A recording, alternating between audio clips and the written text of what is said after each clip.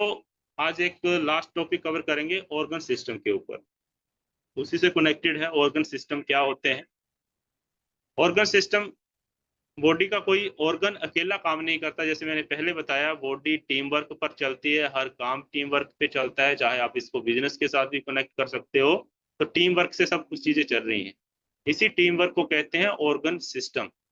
तो organ system आखिर है क्या? जब कई ऑर्गन्स मिलकर एक बड़ा स्पेसिफिक काम करते हैं, कोई एक विशेष काम करते हैं, तो उसे कहते हैं ऑर्गन सिस्टम। जैसे एक कंपनी की टीम है ना। कंपनी एक चलती है, कैसे चलती है? टीम वर्क से चलती है। वहाँ पे मैनेजर भी होगा, वहाँ पे वर्कर भी होंगे, वहाँ पे ट्रांसपोर्टेशन भी होगा, वहाँ पे सिक्योरिटी भी होगी। ये सब मिलकर काम करते हैं। सेम हमारी बॉडी की टीम वर्क है, यहाँ पे जिसको हम ऑर्गन को हम बोलते हैं। ऑर्गन से मिलकर जिसके हम सिस्टम बनाता है, वो पूरा एक बॉडी का टीम वर्क है। Organ system is equal to organ की टीम वर्क। तो जहाँ पे कौन कौन से ऑर्गन सिस्टम है, बॉडी में कितने ऑर्गन सिस्टम होते हैं? मेनली जहाँ पे एक तो नर्वस सिस्टम है। नर्वस सिस्टम के बाद आ जाता है हमारा, नर्वस सिस्टम आप समझ रहे होंगे, जो हमारी तंत्रिकाएं हैं। उसके अलावा इंडोक्राइन सिस्टम। इंडोक्राइनल सिस्टम क्या है? जो हमारे हार्मोन से रिलेटेड ग्लैंड्स वगैरह होती हैं, उसको बोलते हैं। डाइजेस्टिव सिस्टम है, रेस्पिरेटरी सिस्टम है, उसके अलावा सर्कुलेटरी सिस्टम है। सर्कुलेटरी सिस्टम, रेस्पिरेटरी मैंने आपको ऑलरेडी बता ही दिया है, जो श्वास से रिलेटेड जो प्रक्रियाएं चलती हैं। उसके बाद होता है सर्कुलेटरी सिस्टम, जो हमारे ब्लड के माध्यम से पूरे बॉडी सेल्स के अंदर जो न्यूट्रिशन ब्लड फ्लो हो रहा है, ऑक्सीजन फ्लो हो रही है, उसको बोलते हैं सर्कुलेटरी सिस्टम, हार्ट से रिलेटेड। उसके अलावा इम्यून सिस्टम है। इम्यून के अंदर भी हमारे अलग अलग सेल होते हैं। हमारी बॉडी के अंदर वाइट ब्लड सेल होते हैं। ये पूरी आर्मी है हमारे बॉडी के अंदर, जो हमें हर टाइम प्रोटेक्ट करने में लगी रहती है।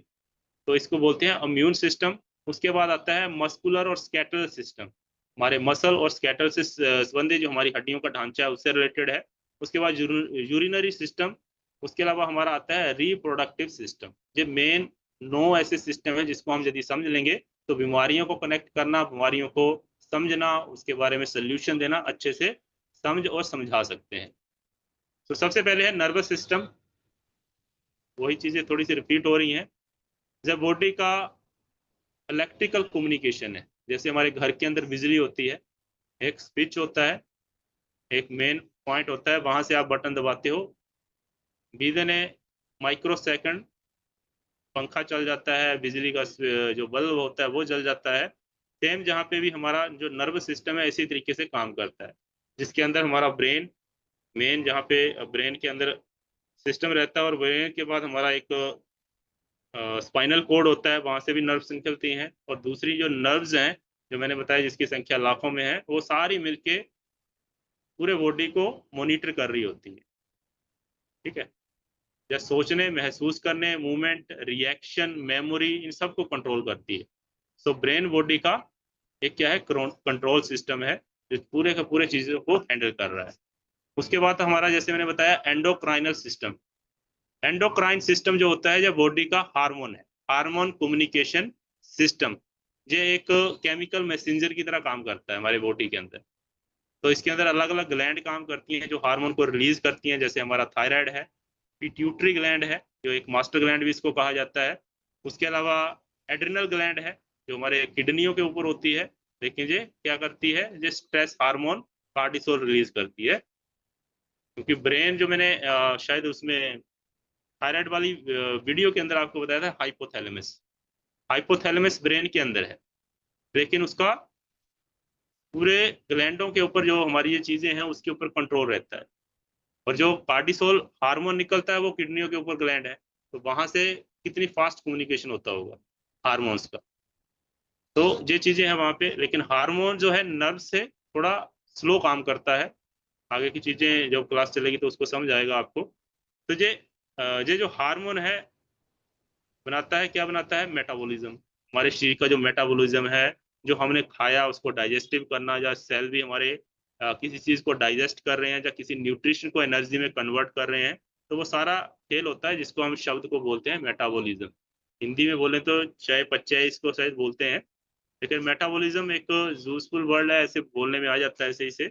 उसके अलावा हमारा मूड जो है, हमारा स्ट्रेस जो होता है, हमारी जो नींद होती है, हम जो ग्रोथ करते हैं, जो हमारा रिप्रोडक्टिव सिस्टम जो होता है, ये सारे को कंट्रोल कौन कर रहा है, वो है हमारा एड्रिनल जो एंडोक्राइन सिस्टम होता है, जो ग्लैंड से रिलेटेड होता है, ये पूरे का पूरा कंट्रोल सेंटर वही है। उसके बाद आता है डाइजेस्टिव सिस्टम, जो मैंने पहले बताया, mouth, stomach, intestine, liver, pancreas, ये पूरे के पूरे न्यूट्रिशन को ऑब्जर्व करना, एनर्जी को सप्लाई करना, इसका काम होता है पूरे डाइजेस्टिव सिस्टम का। रेस्पिरेटरी सिस्टम के अंदर वही नोज, ट्रैकिया एंड लंग्स, या ऑक्सीजन अंदर लाता भी है, कार्बन डाइऑक्साइड को बाहर निकालता भी है। ये काम किसका है, रेस्पिरेटरी सिस्टम का। उसके बाद आता है सर्कुलेटरी सिस्टम, जब बॉडी का ट्रांसपोर्ट टीम वर्क है। जैसे कि मैंने आपको एक फर्स्ट दिन सेशन में बताया था कि एक सिटी की तरह कंपेयर करें हम अपनी बॉडी को, जैसे हर सिटी के अंदर बहुत से रोड होते हैं, है ना, उस रोड के ऊपर बहुत से व्हीकल चल रहे होते हैं, आ रहे हैं, जा रहे हैं। तो सेम जहाँ पे हमारा जो सर्कुलेटरी सिस्टम है, जहाँ पे जो हमारी आर्टरीज हैं, जो हमारी वेन्स हैं, उसके माध्यम से खून, शुद्ध खून जा भी रहा है सेल्स के पास और वापस रिटर्न भी आ रहा है। तो सेम वही ट्रांसपोर्टेशन सिटी के साथ आप एग्जांपल इसको यदि सेट करोगे तो हमारे बॉडी के अंदर चलता है, जिसको सर्कुलेटरी सिस्टम कहा जाता है। उसके अलावा इम्यून सिस्टम बॉडी का एक डिफेंस सिस्टम है। जैसे हमारे कोई बैक्टीरिया जो होते हैं, कोई वायरस हैं, या फिर हार्मफुल सब्सटेंस, कोई चीज़ें ऐसी होती हैं, उन सब से हमें बचाता है कौन, हमारा इम्यून सिस्टम। इम्यूनिटी इसलिए ज़्यादा स्ट्रांग होना जरूरी है, क्योंकि बीमारियों को यदि रोक सकता है तो वो हमारा इम्यून सिस्टम। तो इम्यून सिस्टम एक अलग काफ़ी डीप टॉपिक है, जिसके ऊपर काफ़ी चर्चा की जा सकती है। उसके बाद हमने एक चीज़ पढ़ी है, मस्कुलर और स्केलेटल सिस्टम। जब बॉडी का जो शेप है हमारा, उसको डिज़ाइन करता है, जो हमारे हमें मूवमेंट देता है, जैसे बोन हो गया, हमारी हड्डियों का स्केलेटन जो सिस्टम है, मसल जो होते हैं, और जॉइंट होते हैं, ये तीनों चीज़ें मिलके ये पूरे का पूरा सिस्टम बनाते हैं। उसके अलावा आता है यूरिनरी सिस्टम, जो हमारे वेस्ट को बाहर निकालता है, किडनियाँ, उसके अलावा यूरेटर्स एंड ब्लैडर्स, ये सारे मिलके काम करते हैं इसके अंदर। जब ब्लड को फिल्टर करने का काम कर रहा है, जिससे कि टॉक्सिन हटते हैं, जो भी केमिकल, जो हार्मफुल केमिकल है वो हटते हैं। और पानी का जो बैलेंस होता है यहीं के ऊपर होता है, कितना बॉडी को बैलेंस पानी की जरूरत है, कितना बाहर करना है, कितना अंदर रखना है, ये सारी मेंटेनेंस का कौन करता है, हमारी जो भी यूरिनरी सिस्टम है उसके माध्यम से किया जाता है। और एक बचता है हमारा रिप्रोडक्टिव सिस्टम। यह रिप्रोडक्शन और हार्मोन्स में बहुत बड़ा रोल प्ले करता है। जैसे सिर्फ रिप्रोडक्टिव नहीं, बल्कि हार्मोन्स, मूड और बॉडी के चेंज को भी इफेक्ट करता है, हमारे शरीर के अंदर जो भी चेंजिंग वगैरह आते हैं।